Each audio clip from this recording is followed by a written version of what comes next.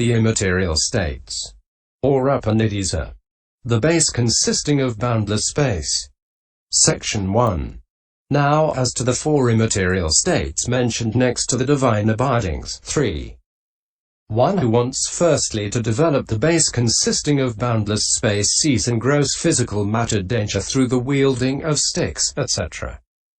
Because of the words, it is in virtue of matter the wielding of sticks, wielding of knives, quarrels, brawls, and disputes takes place. But that does not exist at all in the immaterial state, and in this expectation he enters upon the way to dispassion for only material things, for the fading and cessation of only those. Mi 4:10. And he sees danger in it too through the thousand afflictions beginning with eye disease. So, in order to surmount that, he enters upon the fourth jhana in any one of the 9 kasioas beginning with the earth kasioa and omitting the limited space kasioa. Section 2. Now, although he has already surmounted gross physical matter by means of the fourth jhana of the fine material sphere, nevertheless he still wants also to surmount the kasioa materiality, since it is the counterpart of the former. How does he do this? Section 3. Suppose a timid man is pursued by a snake in a forest and flees from it as fast as he can. Then if he sees in the place he has fled to a palm leaf with a streak painted on it, or a creeper, or a rope, or a crack in the ground, he is fearful, anxious, and will not even look at it. Suppose again a man is living in the same village as a hostile man who ill-uses him, and on being threatened by him with a flogging and the burning down of his house, he goes away to live in another village. Then if he meets another man there of similar appearance, voice and manner, he is fearful, anxious, and will not even look at him. Section 4. Here is the application of the similes. The time when the bhikkhu has the gross physical matter as his object is like the time when the men were respectively threatened by the snake and by the enemy. The time when the bhikkhu surmounts the gross physical matter by means of the fourth jhana of the fine material sphere is like the first man's fleeing as fast as he can and the other man's going away to another village. The bhikkhus, observing that even the matter of the kasioa is the counterpart of that gross physical matter and is wanting to surmount that also, is like the first man seeing in the place he had sfl to the palm leaf with a streak painted on it, etc. And the other man seeing the man who resembled the enemy in the village he had left, and their unwillingness to look owing to fear and anxiety. And here the similes of the dog attacked by a boar and that of the berserker goblin and the timid man one should be understood too. Section 5. So when he has thus become disgusted with dispassionate towards the kasioa materiality, the object of the fourth jhana, and wants to get away from it, he achieves mastery in the 5 ways. Then on emerging from the now familiar fourth jhana of the fine material sphere, he sees the danger in that jhana in this way. This makes its object the materiality with which I have become disgusted, and it has joy as its near enemy, and it is grosser than the peaceful liberations. There is, however, no comparative grossness of factors here as in the case of the 4 fine material jhanas. For the immaterial states have the same 2 factors as this fine material jhana. Section 6. When he has seen the danger in that fine material fourth jhana in this way and has ended his attachment to it, he gives his attention to the base consisting of boundless space as peaceful. Then, when he has spread out the kasioa to the limit of the world sphere, or as far as he likes, he removes the kasioa materiality by giving his attention to the space touched by it, regarding that as space or boundless space. Section 7. When he is removing it, he neither folds it up like a mat nor withdraws it like a cake from a tin. It is simply that he does not advert to it or give attention to it or review it. It is when he neither adverts to it nor gives attention to it nor reviews it, but gives his attention exclusively to the space touched by it, regarding that as space, that he is said to remove the kasioa. Section 8. And when the kasioa is being removed, it does not roll up or roll away. It is simply that it is called removed on account of his non-attention to it, his attention being given to space. This is conceptualized as the mere space left by the removal of the kasioa materiality. Whether it is called space left by the removal of the kasioa, or space touched by the kasioa, or space secluded from the kasioa, it is all the same. Section 9. He adverts again and again to the sign of the space left by the removal of the kasioa as space, and strikes at it with thought and applied thought. As he adverts to it again and again and strikes at it with thought and applied thought, the hindrances are suppressed, mindfulness is established, and his mind becomes concentrated in access. He cultivates that sign again and again, develops and repeatedly practices it. Section 10. As he again and again adverts to it and gives attention to it in this way, consciousness belonging to the base consisting of boundless space arises in absorption with the space as its object, as the consciousness belonging to the fine material sphere did in the case of the earth kasioa, and so on.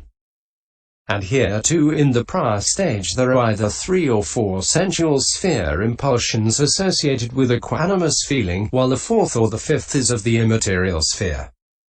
The rest is the same as in the case of the earth kasioa IV.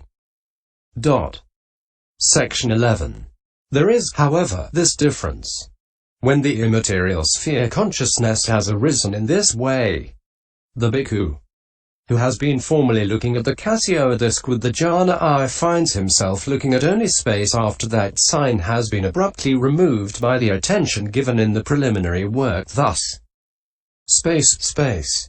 He is like a man who has plugged an opening in a covered vehicle, a sack or a pot, with a piece of blue rag, or with a piece of rag of some such color as yellow, red or white, and is looking at that, and then when the rag is removed by the force of the wind or by some other agency, he finds himself looking at space. Text and commentary. Section 12. And this point it is said, with the complete surmounting, sammatikama, of perceptions of matter, with the disappearance of perceptions of resistance, with non-attention to perceptions of variety, whereof unbounded space, he enters upon and dwells in the base consisting of boundless space. Viv 245. Section 13. Herein, complete is in all aspects or of all perceptions, without exception, is the meaning. If perceptions of matter, both are of the fine material jhanas mentioned here under the heading of perception, and b of those things that are their object. For the jhana of the fine material sphere is called matter in such passages as possessed of visible matter. He sees instances of matter, D270. M212, and b it is its object too that is called matter in such passages as he sees instances of visible matter externally, fair and ugly, D2110. M213. Consequently, here the words perception of matter, rupasana, lit. Matter perceptions, in the sense of perceptions about matter, are used a for fine material jhana, stated thus under the headings of perceptions. Also, b it has the label sana matter rupa, thus the jhana's object is labeled matter rupa sana. What is meant is that matter is its name. So it should be understood that this is also a term for b what is classed as the earth kasioa, etc., which is the object of that jhana. Section 14. With the surmounting, with the fading away and with the cessation. What is meant with the fading away and with the cessation? Both because of the fading away and because of the cessation, either in all aspects or without exception, of these perceptions of matter, reckoned as jhana, which number 15 with the 5 each of the profitable, resultant and functional, and also of these things labeled matter, reckoned as objects of those perceptions, which number 9 with the earth kasioa, etc. He enters upon and dwells in the base consisting of boundless space. For he cannot enter upon and dwell in that without completely surmounting perceptions of matter. Section 15. Herein, there is no surmounting of these perceptions in one whose greed for the object of those perceptions has not faded away. And when the perceptions have been surmounted, their objects have been surmounted as well. That is why in the Vibhaga only the surmounting of the perceptions and not that of the objects is mentioned as follows. Herein, what are perceptions of matter? They are the perception, perceiving, perceivedness in one who has attained a fine material sphere attainment, or in one who has been reborn there, or in one who is abiding in bliss there in this present life. These are what are called perceptions of matter. These perceptions of matter are past, surpassed, surmounted. Hence with the complete surmounting of perceptions of matter is said, Viv 261. But this commentary should be understood to deal also with the surmounting of the object, because these attainments have to be reached by surmounting the object.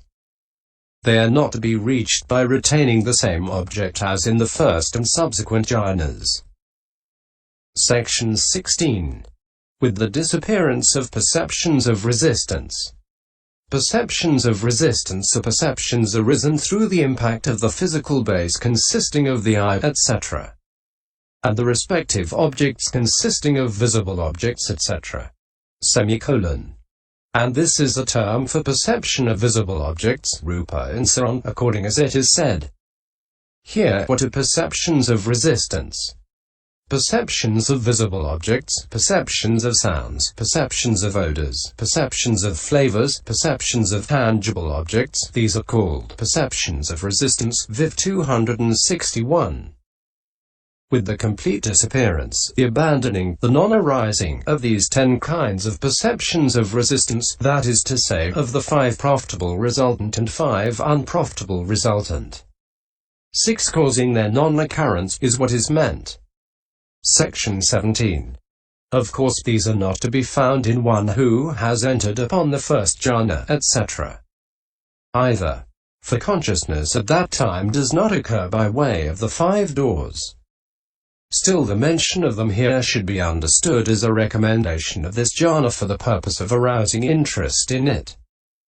Just as in the case of the 4th jhana there is mention of the pleasure and pain already abandoned elsewhere. And in the case of the 3rd path there is mention of the false view of personality, etc., already abandoned earlier. Section 18. Or alternatively, though these are also not to be found in one who has attained the fine material sphere, still their not being there is not due to their having been abandoned. For development of the fine material sphere does not lead to fading of greed for materiality, and the occurrence of those fine material jhanas is actually dependent on materiality. But this development of the immaterial does lead to the fading of greed for materiality. Therefore it is allowable to say that they are actually abandoned here. And not only to say it but to maintain it absolutely. Section 19. In fact it is because they have not been abandoned already before this that it was said by the Blessed One that sound is a thorn to one who has the first jhana, a 5135. And it is precisely because they are abandoned here that the imperturbability, see Viv 135 of the immaterial attainments and their state of peaceful liberation are mentioned, MI 33, and that Arakalama neither saw the 500 carts that passed close by him nor heard the sound of them while he was in an immaterial attainment, D 2130. Section 20. With non-attention to perceptions of variety. Either to perceptions occurring with variety as their domain or to perceptions themselves various. For perceptions of variety are so called for 2 reasons. Firstly, because the kinds of perception included along with the mind element and mind consciousness element in one who has not attained which kinds are intended here is described in the Vibhaga thus. Herein, what are perceptions of variety? The perception, perceiving, perceivedness in one who has not attained and possesses either mind element or mind consciousness element in one who has not attained and possesses either mind element or mind consciousness element. These are called perceptions of variety. Viv 261 occur with respect to a domain that is varied in individual essence, with the variety classed as visible object, sound, etc. And secondly, because the 44 kinds of perception, that is to say, 8 kinds of sense sphere profitable perception, 12 kinds of unprofitable perception, 11 kinds of sense sphere profitable resultant perception, 2 kinds of unprofitable resultant perception, and 11 kinds of sense sphere functional perception themselves have variety, have various individual essences, and are dissimilar from each other. With the complete non-attention to, non-adverting to, non-reaction to, non-reviewing of these perceptions of variety. What is meant is that because he does not advert to them, give them attention, or review them, therefore. Section 21. And 2 things should be understood. Firstly, that their absence is stated here in 2 ways, as surmounting and disappearance, because the earlier perceptions of matter and perceptions of resistance do not exist even in the kind of existence produced by this jhana on rebirth, let alone when this jhana is entered upon and dwelt in that existence. And secondly, in the case of perceptions of variety, non-attention to them is said because 27 kinds of perception, that is to say, 8 kinds of sense sphere profitable perception, 9 kinds of functional perception, and 10 kinds of unprofitable perception, still exist in the kind of existence produced by this jhana. For when he enters upon and dwells in this jhana thereto, he does so by non-attention to them also, but he has not attained when he does give attention to them. Section 22. And here briefly it should be understood that the abandoning of all fine material sphere states is signified by the words with the surmounting of perceptions of matter, and the abandoning of and non-attention to all sense sphere consciousness and its concomitants is signified by the words with the disappearance of perceptions of resistance, with non-attention to perceptions of variety. Section 23. Unbounded space.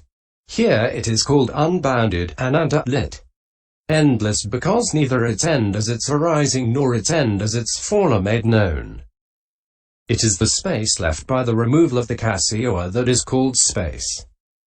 And here unboundedness, endlessness, should be understood as referring to the attention also, which is why it is said in the Vibhaga, he settles his consciousness in that space, he pervades unboundedly, ananti, hence unbounded, anantos space is said, Viv 262.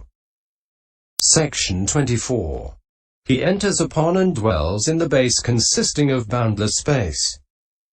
It has no bound, anta, and thus it is unbounded, ananta.